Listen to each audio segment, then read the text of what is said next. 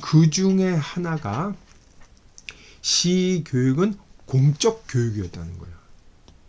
공적, 사적인 개인의 정서에 호소하는 공부가 아니고 공적인 교육이었고, 이 공적 교육은 공인을 위한 작업이었다는 거죠. 그때 공인이 된다는 건 사계급의 등정과 같이 하는 거죠. 그러니까 이전에는 귀족들이 모든 걸 다 했고 세습적으로 다 관직은 물려주고 그랬는데, 이 공자 시대에 사계급이 등장을 하면서 사교육이 시작이 되죠. 요즘 말로 하면. 그러니까 공교육에서 귀족들이 일정 기간 교육을 했던 것을 공자가 커리큘럼은 그대로 물려받으면서 사계급이라고 하는 새로운 등장한 사람에게 교육을 사적으로 시작한 거예요. 그러니까 사교육이 시작된 거죠. 근데 공자의 목표는 개인적으로 출세하는 게 목표가 아니라 공인이 되는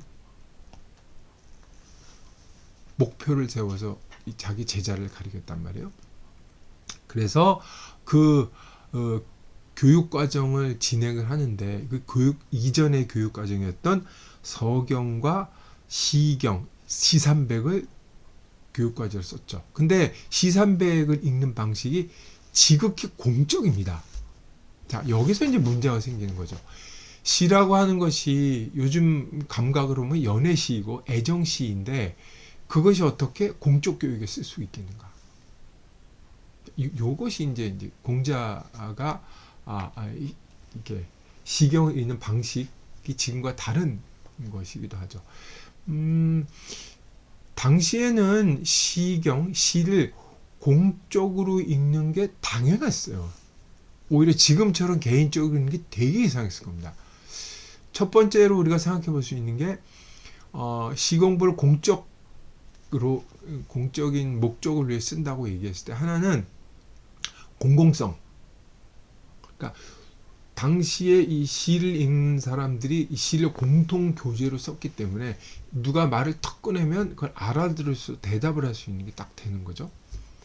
어디서 특히 그러냐? 외교 관계에서. 그래서 시경을 공부하면 외교에서 능란하게 쓸 수 있다 얘기를 하죠. 예나 지금이나 외교라고 하는 것은 직설적이고 그냥 스트레이트하게 말을 하는 게 아니라 완곡하게 애둘러서 은근하게 얘기를 하는 것이기 때문에, 그 시경의 한 구절을 탁 얘기했을 때 상당히 알아듣느냐에 따라서 이게 완전히 수준이 결정나는 거죠. 당연히 시의 본의와는 다른 단장취, 그 맥락이 뛰어내서 새로운 상황을 덧붙여서 시를 해석을 하는 거죠. 그런 시 해석이 엄청 쌓이게 됩니다. 이게 중요해요. 그러니까 외교 관계에서 주고받은 시가 본의와는 다르게 뭐랄까 쓰이는 경우, 이 춘추에 보면 많이 나오죠.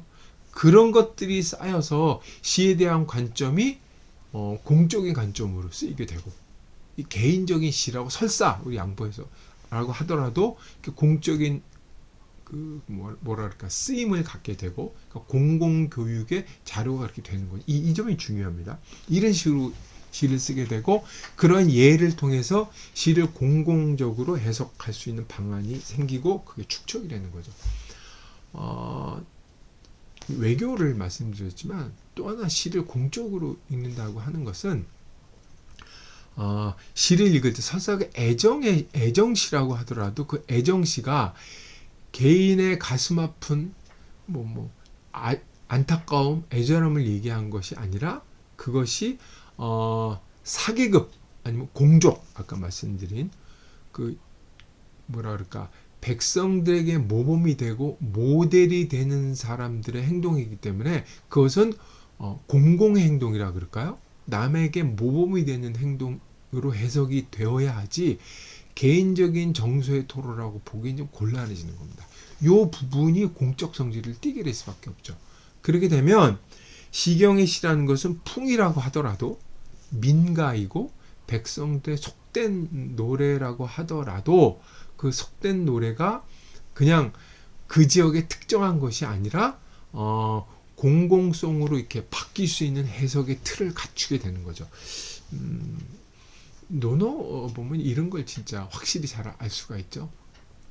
근데 이 풍아송이라고 했는데 송은 제사고 아는 이제 공공 연회가 되게 옛날 사람들은 중요했죠. 여러 가지 모여서 활동을 하는 거기 때문에. 어쨌든 옛날엔 개인주의라는 게 없었기 때문에. 근데 이 풍을 노래할 때 이 주나라 초기의 노래이고 흔히 말하는 주나라 때 봉건주의라고 하는 그 제도가 처음으로 정착이 되죠. 주나라는 상나라, 은나라 사람들을 멸망시키고 세운 나라인데 은나라 사람들이 하던 것과는 다른 그 완전히 시스템을 구축을 하죠.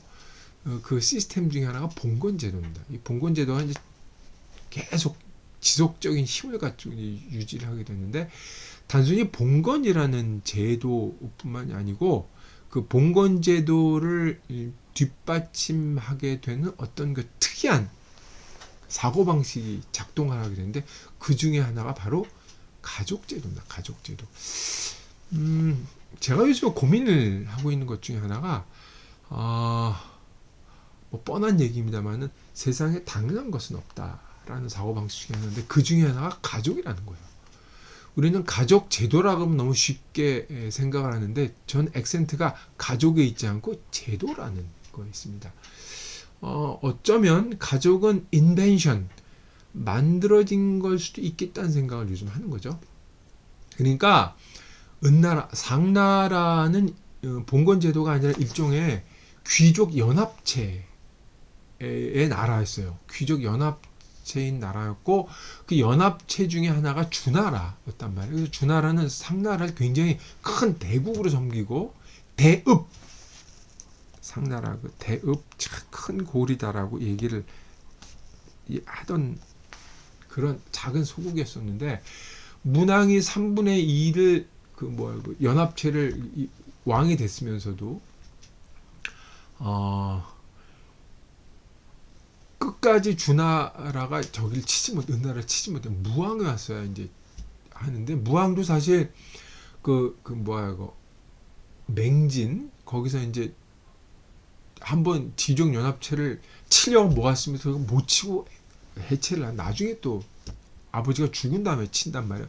그만큼 이 상나라에 대한 이 부담감과 이게 컸단 말이에요.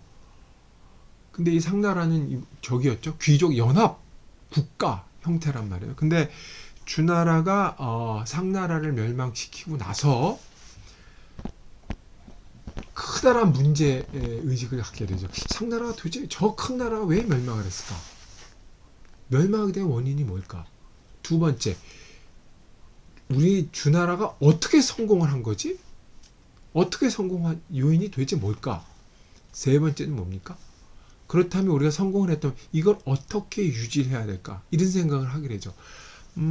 이 고민을 가장 깊이 한 사람이 주공입니다. 주공.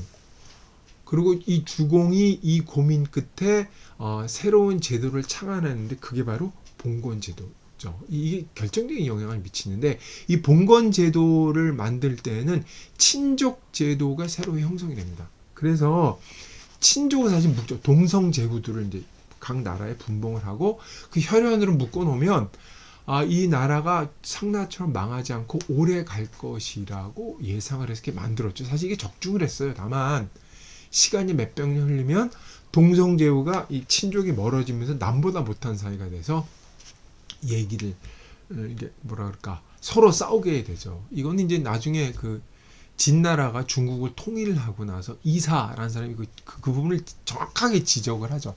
그러니까 중국은 어떤 나라가 망해서 그 뒤에 나라가 생기게 되면 그 전 나라가 왜 이전 나라가 망했는지에서 깊이 생각을 하고 그런 걸 실수 안 하려고 새로 제도를 창을해서 만들게 되죠.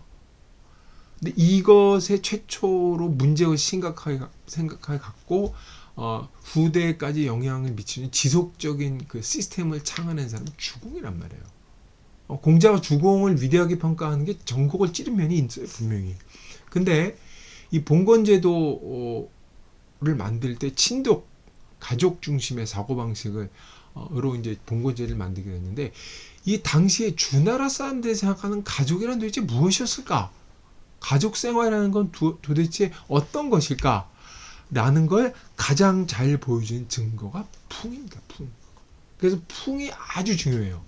그래서 육아의 뿌리, 육아의 핵심, 육아가 여기서 기원을 해서 수많은 사고방식으로 뻗어나가기로 했는데 이것이 후대에는 수신제가 지구 평천화라고 하는 부분을 이제 넓게 새롭게 개념화되지만 가장 중요한 것은 이 중에 가족이라는 걸 그 중심 핵심에 집어넣습니다.